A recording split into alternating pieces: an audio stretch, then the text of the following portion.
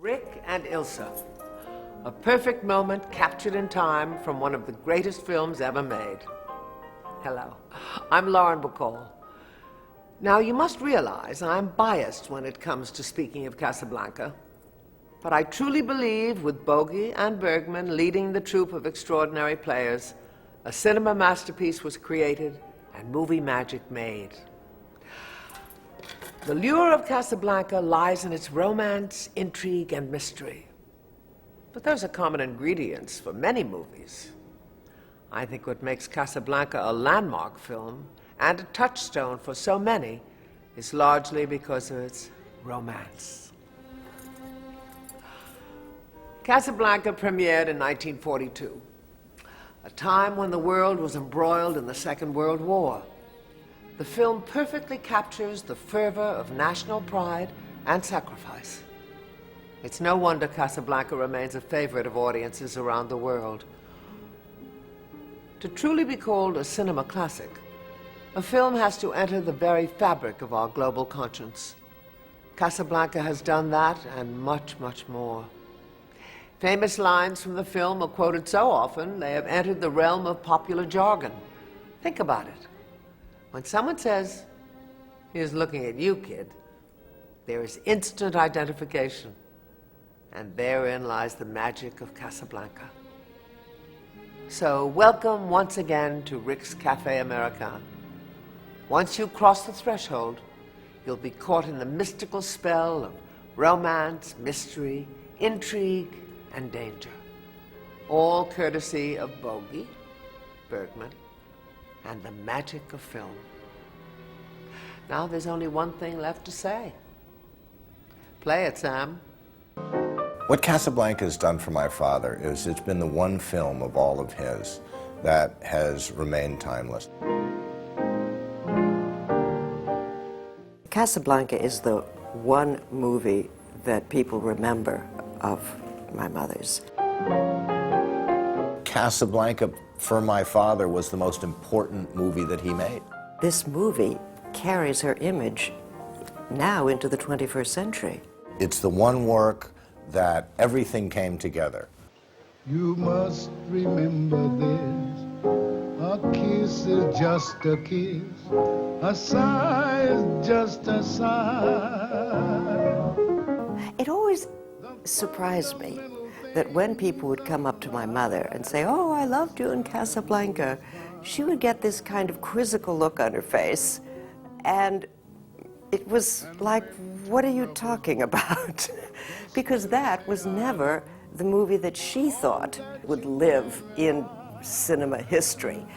Because the movie was made under such difficult circumstances, nobody really wanted to be there. As time goes by. Sam, I thought I told you never to play.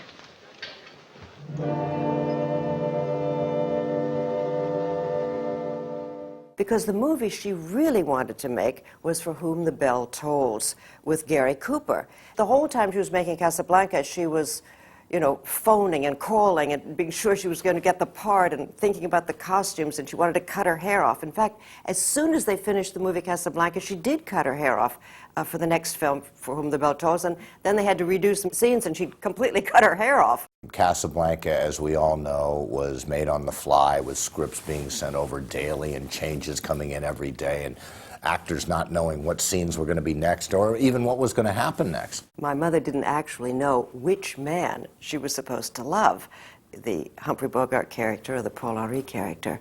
And she asked the director, Michael Curtiz, of course, who had no idea because they hadn't finished the screenplay, and he told her, well, play it in the middle. It wasn't as if, all right, we'll do a rewrite. Here we have the script. It was send them over. The fact that the actors themselves weren't sure, I think, gives it the bit of edginess that it might not have if they'd had the whole script. Well, you were asking about Rick, and here he is. Mademoiselle, may I present... Hello, Ilsa. Hello, Rick. Oh, you've already met Rick, Mademoiselle. Well, then, perhaps you also... This is Mr. Laszlo. How do you do? How do you do? Well, here's a great deal about Rick in Casablanca. And about Victor Laszlo everywhere. Won't you join us for a drink? Oh, no, Rick, never. Thanks, I will. Well... And the lines that came out of Casablanca are unparalleled. Of all the gin joints in all the towns in all the world, she walks into mine. Play it once, Sam. For all time's sake. I'd stick my neck out for nobody. He's looking at you, kid. Round up the usual suspects. Round up the usual suspects, and there's tons that I'm forgetting. tus And these all trailers. came on the Visita fly. mi People now canal. know the dialogue.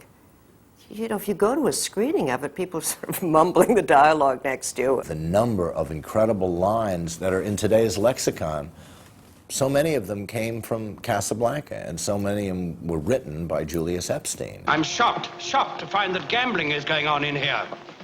You're winning, sir. Oh, thank you very much. Everybody out at once. And it's people like Julius Epstein that helped make the movie what it was. It's a very simple story, and it passes its time. It isn't really time specific, although it's, of course, set during the Second World War. But the film itself, what is it? Is it a drama? No, you see, Victor Laszlo is my husband. And was, even when I knew you in Paris. No, but it's very dramatic. Is it an action picture?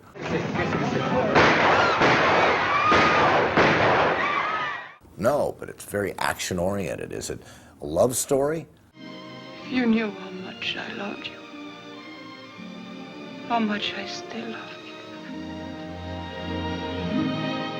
Well, not really, but it is a love story. And it has within it a little irony and the sarcasm and the kind of hero who's an anti-hero. What is your nationality? I'm a drunkard.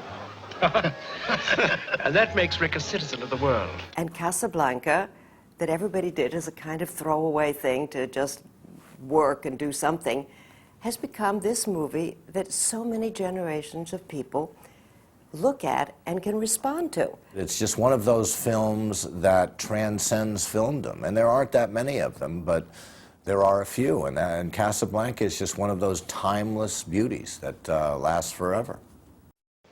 You must remember this, a kiss is just a kiss, a sigh is just a sigh.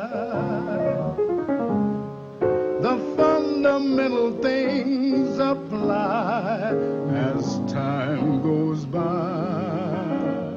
This is the one that people remember today. And when two lovers woo, It was Casablanca. still say I love you. It's her testament. On that you can rely. This is one of those that broke the mold. No matter what the future brings as time goes by. So a film that was made some 60-odd years ago still keeps my father alive. Well, you said it. He's looking at you, kid.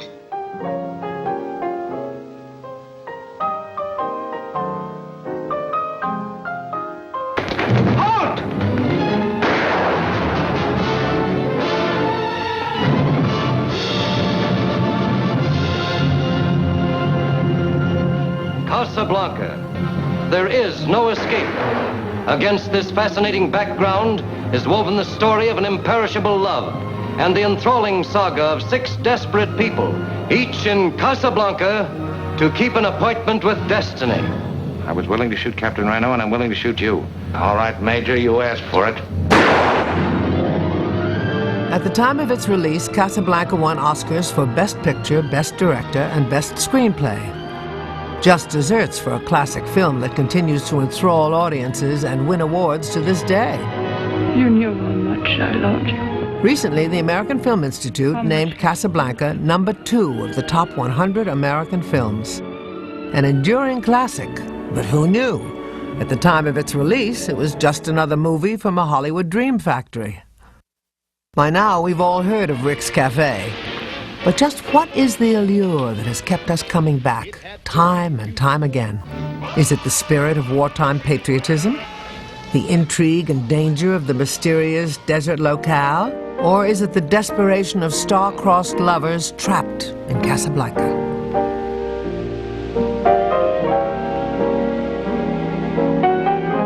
Who are you really, and what were you before? What did you do, and what did you think, huh?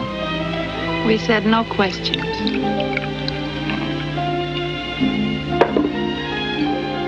Here's looking at you, kid. Perhaps it's just the themes of lost love and redemption that people respond to.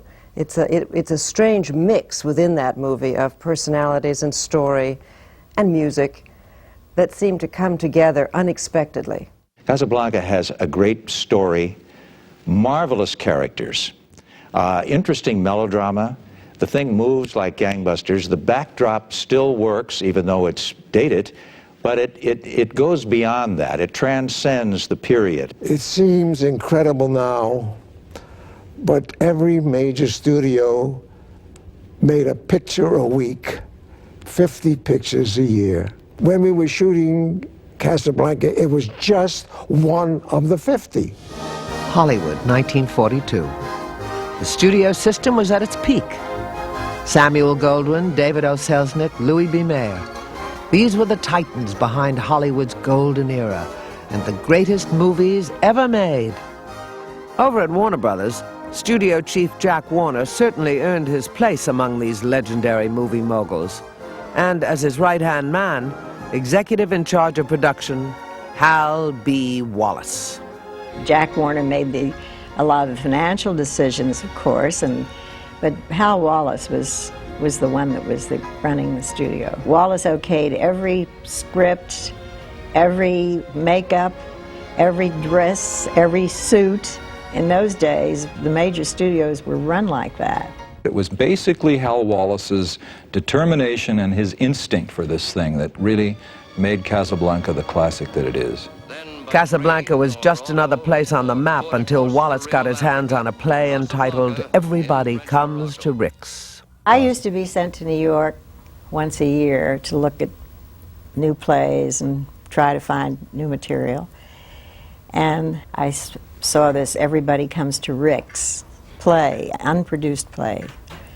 It had been written by Murray Burnett and Joan Allison, but it never got produced. Based upon the travels of playwright Murray Burnett, Everybody Comes to Rick's was a story born directly out of the fear and chaos of a people without hope. Well, originally, he and his wife had gone over to Europe, and this was in the late 30s. And his wife had relatives there. And he was able to see firsthand in Vienna and elsewhere what was happening with the refugee movement. I was upset. I had no idea I was going to write a play, an anti-Nazi play, or a political play. I was ill. I literally got ill. On that same European trip, when I was in the south of France, my friends from Antwerp, from Belgium, said, hey, let's go out tonight to a nightclub, to Cap Ferrat. And you went to Cap Ferrat, to a nightclub. There was a black man at the piano. And I said to my first wife, gee, what a setting for a play. I took it back to the coast with me, and I gave it to my boss, who was Hal Wallace, and we decided to make it.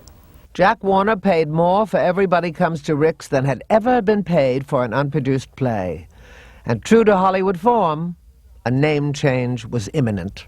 There had been a very successful picture just a few years before this called Algiers, with Hedy Lamarr, Charles Boyer, the Casbah, and it conjures up all kinds of romantic, exotic locales, you know. So it occurred to Hal Wallace and others that perhaps the title would be much more potent if they called it Casablanca. Casablanca was invaded at the time the picture came out, and so that was a great title, Casablanca. People knew about Casablanca. You see, they had two things to cover: the conditions of the world regarding the war, and also what was happening. And so they didn't know, they had to watch it day by day. I think that it was very timely. It was in some ways almost a little ahead of its time, because most people in America didn't think of all the people that were stranded in various parts of the world trying to get out. And of course that gave the picture a real feeling of tension, and suddenly people realized what we were in the middle of. At the same time, there was a great deal of humor in it, which the Epsteins were totally responsible for. Philip and Julius Epstein were Hal Wallace's first choice for the difficult task of adapting Casablanca for the screen. Known for their ironic wit, The Epstein brothers turned Casablanca into a desert oasis, full of colorful characters.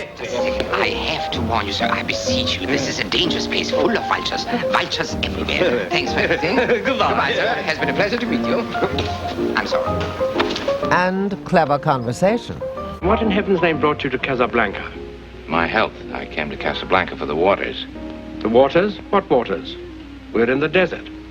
I was misinformed. That was my favorite line because I think it summed up Bogart's character, the cynic, and is a real piece of chutzpah, that line. And the picture crackles with the Epstein style. What is your nationality? I'm a drunkard. You call the airport and let me hear you tell them. And remember, this gun is pointed right at your heart. That is my least vulnerable spot. How can you close me up? On what ground? I'm shocked to find that gambling is going on in here. You're winning, sir. Oh, thank you very much. Everybody out at once. The Epsteins' impact was mighty, but their stay was short, for they were called to Washington to work on Frank Capra's patriotic documentary series, Why We Fight. The Epsteins had written the bulk of the film up to the beginning of the flashback. And they were in production, and consequently there wasn't enough material coming out. They still had to work on the second half. To tackle that second half, Hal Wallis brought in screenwriter Howard Koch, who had just finished The Letter with Bette Davis at Warner Brothers. Koch added a new and very necessary dimension to the film. I always looked upon Casablanca a little mystically, that it had its own reason for being. It was a picture the audiences needed, the American, well, the world audiences actually. What it said was that there were values that were worth making sacrifices for. And it said it in a very entertaining way. But that was basically what it said.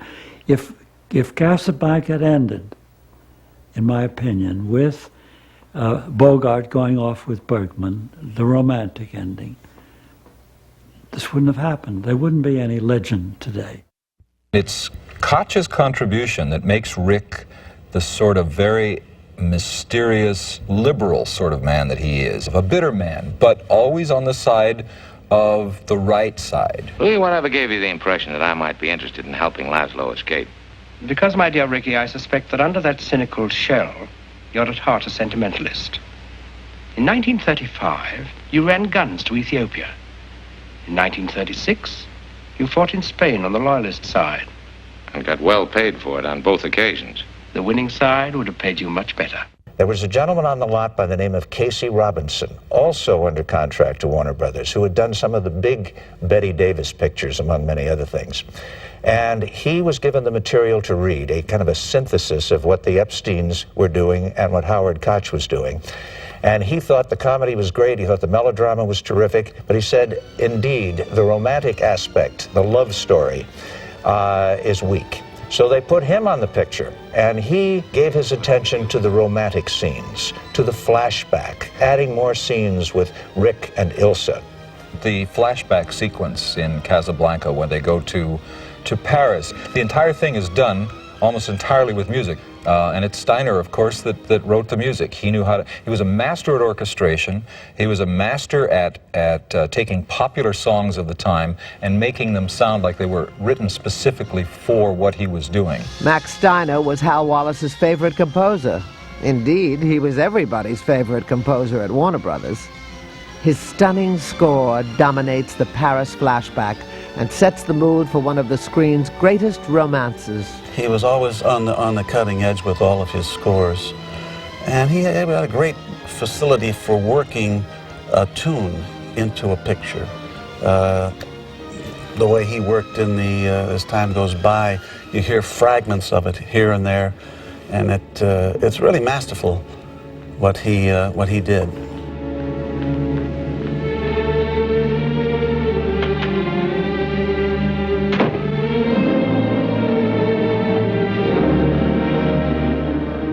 I don't know what's right any longer. You have to think for both of us. For all of us. All right. I will. Here's looking at you, kid. I wish I didn't love you so much. Tus tráilers. Visita mi canal. As time goes by, it was never, when it first came out in 1931, it was never a big hit. It did all right, but it wasn't a big hit. Of course, Casablanca gave it a renewed interest, and people, you know, were suddenly aware of as time goes by. It still had a nostalgic quality about it, however, which was essential. The picture was over, and they were saying that maybe Max would replace that song, you know, as time goes by, with his own.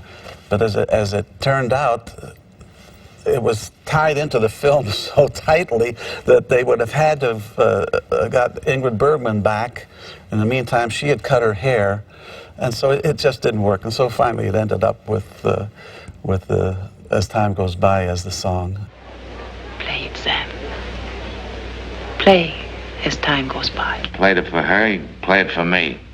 Well, I don't think I can remember. If she can stand it, I can. Play it.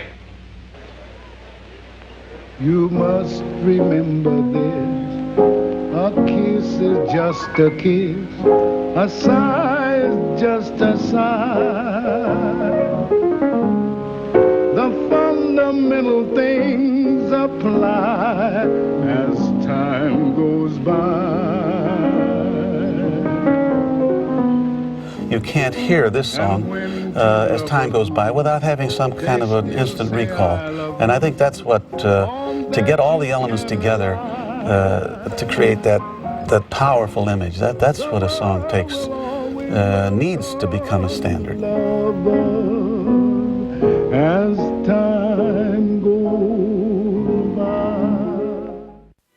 Paris, a place for living and loving. Suddenly, lives shattered and lovers torn apart. Everyone can identify with Rick and Ilse's ill-fated love affair. And it's hard to think of Casablanca without the unforgettable performances of Humphrey Bogart, Ingrid Bergman, and Paul Henreid. But as the screenplay was being adapted, Warner Brothers announced the stars of the picture: Dennis Morgan, Ann Sheridan, and Ronald Reagan. I've read stories and I've heard talk that Ronald Reagan was considered for lead, that George Raft turned her down. We didn't know any of that while we were working on it. And all I can say is we were very, very lucky not to get Reagan, and Raft turned her down. And Bogey set the standard for the sensitive yet hard-nosed hero. Of all the gin joints in all the towns in all the world, she walks into mine. Wallace decided that Ingrid Bergman would be perfect for the role of Ilse. There was only one catch. Ingrid Bergman seemed to be the ideal choice, but David O. Selznick had Ingrid Bergman under contract. So the deal was, between Selznick and Hal Wallis, that Selznick would loan Ingrid Bergman for Casablanca, and Warner's would loan Olivia de Havilland to David O. Selznick. Well, my brother and I were called into Hal Wallis's office, and he said, Selznick wants to hear the story before he'll give us Bergman. And we said, what story? We haven't worked it out yet. And he says, wing it. So we went to Selznick's office, and he was having lunch at his desk, and he was eating soup, and he never looked up at us. He said, go ahead. And we said, you know, it's Casablanca, and the refugees are coming in, and they're in trouble, and they have to get out, and they have letters of transit, and some couriers have been murdered, and there's a man who sells the letters of transit, and there's a Bulgarian couple comes. I keep on talking, and I suddenly realized that I've talked about a half hour or 45 minutes of the story, and Bergman's character hasn't appeared yet. And he hasn't looked up at us yet. So I said, oh, here comes the key word. I said, oh, mad. It's going to be a lot of mad like Algiers. A lot of cigarette smoking, guitar. And he looked up and he nodded, and we knew we had Bergman. Said Hal Wallis, she's the only actress with the luminous quality, the warmth and tenderness for the role. I tried to stay away. I thought I would never see you again. That you are out of my life.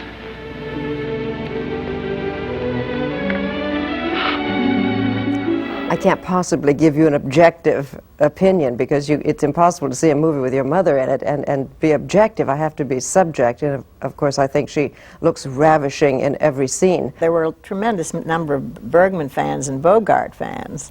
So, you know, people used to go to see stars in those days, not so much the picture. They would go for the star. Bogart and Bergman, and the rest is cinematic history. He's looking at you, kid. Y tus tráilers. Visita mi canal.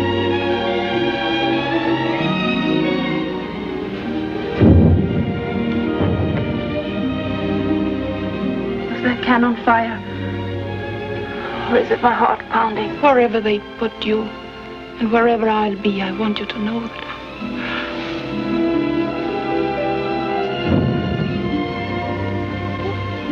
Kiss me. Kiss me as if it were the last time. The chemistry between Bogart and Bergman, I think, was apparent from the very beginning of shooting. There are times when actors and actresses just click, even though they have very little in common with each other. I don't think there was a relationship with Humphrey Bogart off the set. I think that's acting. They were acting. Ilsa, in love with one man and devoted to the cause of another. Resistance leader Victor Laszlo, portrayed by the dashing Paul Henreid. I love you very much, Ilsa. Your secret will be safe with me. Paul Henreid was now doing Now Voyager, the Bette Davis picture at Warner Brothers, and they were looking at the dailies saying, this guy's terrific, he's marvelous, he'd be ideal for Laszlo. But he was under contract to RKO Radio Pictures. He'd been loaned out for Now Voyager. So what happened is they convinced Paul Henreid to take third billing, but co-starring billing.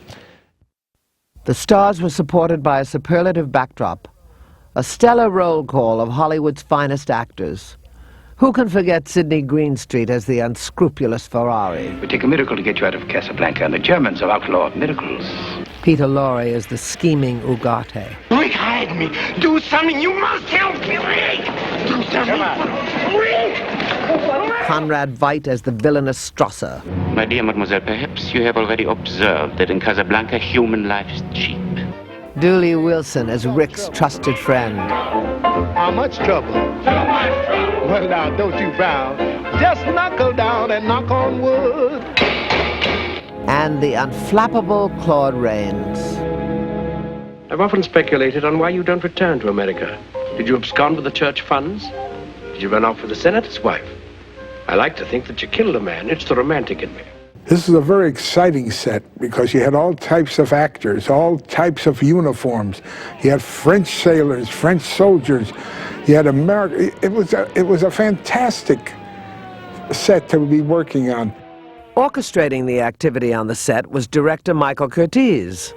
The king of Warner Brothers action pictures, Curtiz was the man behind such blockbusters as Captain Blood and The Adventures of Robin Hood. Welcome to Sherwood, my lady. Mike Curtiz was the busiest man on the set. He was running all over the place like he was being chased by someone. But if you didn't work right, he would let you know. But if you weren't right, he had a habit of saying, good, good, good, good. He was always talking to himself. But he was very good, and he knew his business. He came over from Europe because Warner's wanted somebody like Lubitsch, and he came in here with an accent, only his accent was so thick nobody knew what the hell he's talking about. I liked Mike. I had great respect for him. And although I don't think he was one of the world's great directors to work with artists, he was technically as proficient a director as ever I've worked with.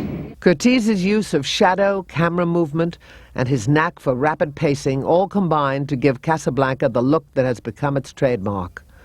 Curtiz also proved himself to be adept at some classic Hollywood trickery. That whole airport took place on a stage. We had a cutout plane, but the plane was in perspective. Mike said, I'd like to have some mechanics working around the plane so it isn't just sitting there. And that's when we came to the conclusion that if you had a normal-sized individual by the plane, it would look ridiculous. So we ended up finding some midgets to portray the mechanics so that the whole thing was in perspective. When I walked in there and looked out there and looked out through the hangar doors out to the field that they had and saw an airplane and people walking around, and the airplane was a cutout and the people were midgets. I said, I've seen everything. I've seen everything. It was fantastic. Michael Curtiz was a dynamic filmmaker, a commanding presence who also had a colorful way of speaking.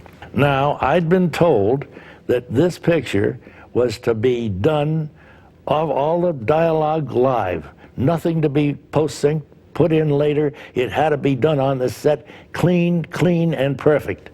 And we got through about 4 lines, and one of those big arcs started going, wah, wah, wah. And one came yelling and screaming at me.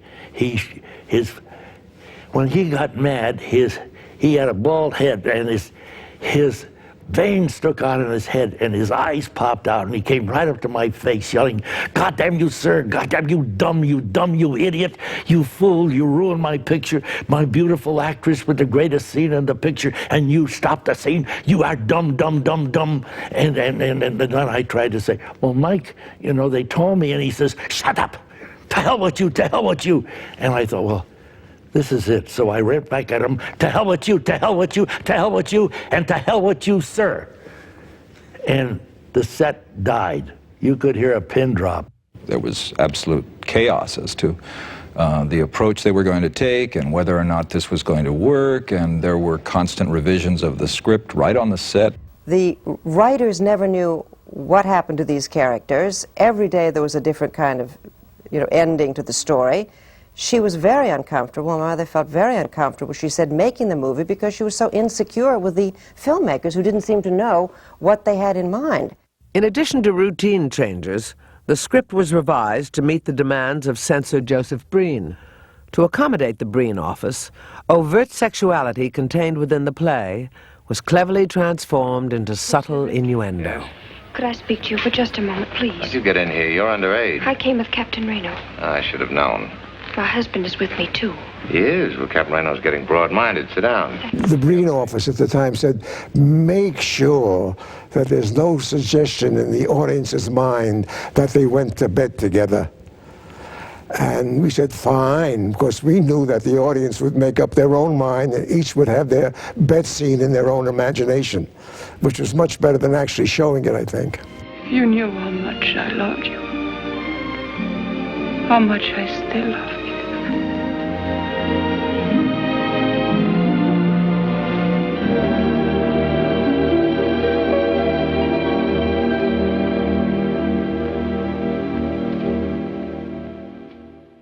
Warner Brothers was firmly dedicated to the war effort, and Casablanca was no exception. What if you murdered all of us? From every corner of Europe, hundreds, thousands would rise to take our places. Even Nazis can't kill that fast. Play La Marseillaise. Play it.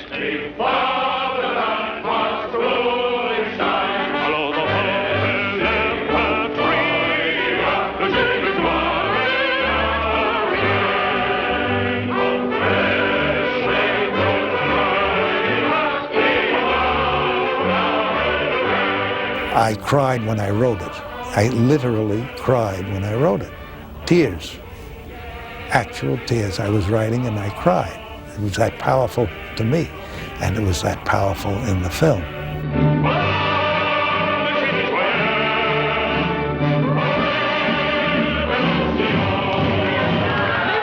Well, by now, the Epsteins have come back from Washington, and they're working on the script again, and they're trying to determine what to do about the ending. It's still a story without an ending.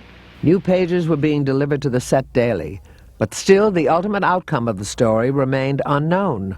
They couldn't figure out whether Ilsa stayed with her husband or went off with the Humphrey Bogart character, went off with Rick. They could never make up their minds during the making of the film who the main character should end up with. She said, I said to the Epstein brothers, who do I go off with at the end, Henry or Bogart? And we said, as soon as we know, we'll let you know. And in a moment of mutual inspiration, the means to the end finally came to them. Phil, my brother and I were driving to the studio on Sunset Boulevard, and just below Beverly Glen, we turned to each other and said simultaneously, round up the usual suspects. If you're going to round up the usual suspects, what for? A murder. Get away from that phone. I would advise you not to interfere. I was willing to shoot Captain Rhino, and I'm willing to shoot you. Who does the audience want to see murdered? Major Strasser. Put that phone down. Get me the radio tower. Put it down. Who do they want to see kill Major Strasser? Humphrey Bogart.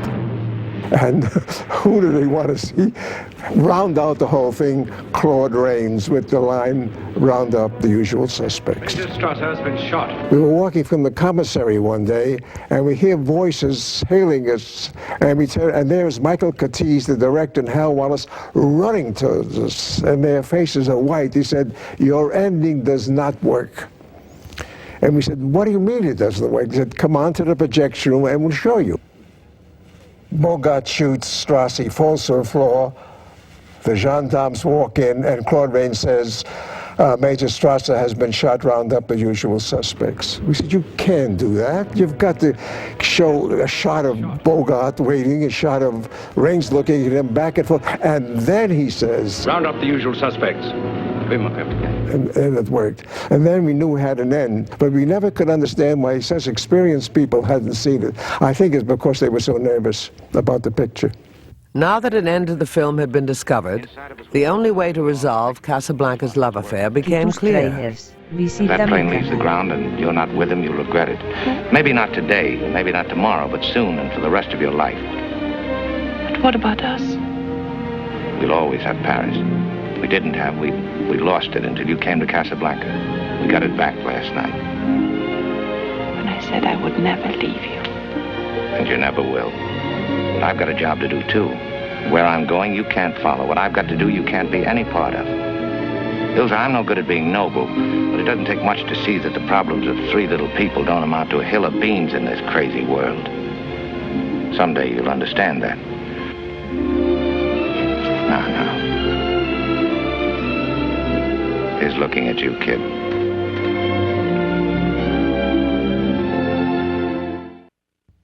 You know, it's an ideal ending because you have something for everybody, really. I think it's a film that sort of resonates within you, and as you get older, you appreciate more things in it. True yesterday, true today, true tomorrow. That's my definition of a classic. They become icons, and they've become symbols, and they've moved into the culture beyond the film. It's gone beyond just being a story. Principal photography was completed. The fate of our characters decided. Yet Hal Wallace was still not satisfied. It might be a good idea for you to disappear from Casablanca for a while. A month later, Bogart was brought back to dub in the memorable last line, said to have been written by Wallace himself. It doesn't make any difference about our bet. You still owe me 10,000 francs. And that 10,000 francs should pay our expenses. Our expenses? Mm-hmm. Louis, I think this is the beginning of a beautiful friendship. And through the years, this beautiful friendship between Casablanca and the public has been woven into the fabric of our culture. Dr. Fouché thinks he was poisoned. The success of Casablanca is readily apparent with a number of imitations that rapidly emerged. Intolerable. In 1946, the Marx Brothers released A Night in Casablanca. Attention, attention. Murder at the Hotel Casablanca. The manager Rolazotti is found dead. Round up all likely suspects.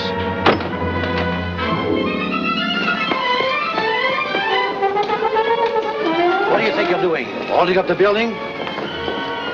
Come on!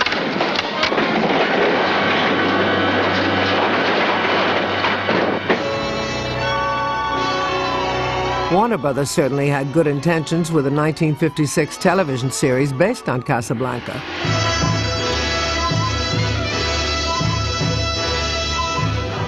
As a segment of Warner Brothers' television anthology series, this World War II drama was a study in 50s sensibilities. How unhappy! The series tried to capture the magic of the film. Knock on wood. And the magic eluded them. A kiss is still a kiss. Undaunted, Warner Brothers tried again in 1981. The fundamental. This series starred Scatman Crothers as Sam, David Soul as Rick, You have been in Casablanca for and Hector Elizondo as Reno. round up the usual suspects. Again, the magic was missing.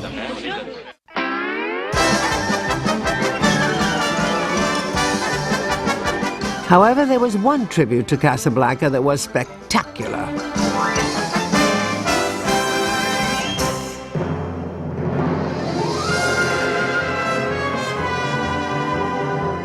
Who's got trouble? We've got trouble. How much trouble? Too much trouble. Well, don't you frown, just knuckle down and knock on wood. With Daffy Duck as Sam, Tweety Bird as Ugarte, and the very debonair Bugs Bunny as Rick. What's up, Doc? I'm sure I wouldn't know. Visita mi canal. Carrot Blanca was a clever and fitting tribute to a cinema masterpiece. Of all the juice joints in all the towns in all the countries in all the worlds, she picks this one. I know what you mean. Casablanca has been called a perfect film, capturing the spirit of romance, patriotism, intrigue, and idealism with artistic integrity and honesty that is rarely found in film. I tend to agree. Generations to come will embrace the story of Rick's Café Americain, and as time goes by, the lure of Casablanca and Bogey and Bergman will continue to cast its spell. This truly is cinema magic.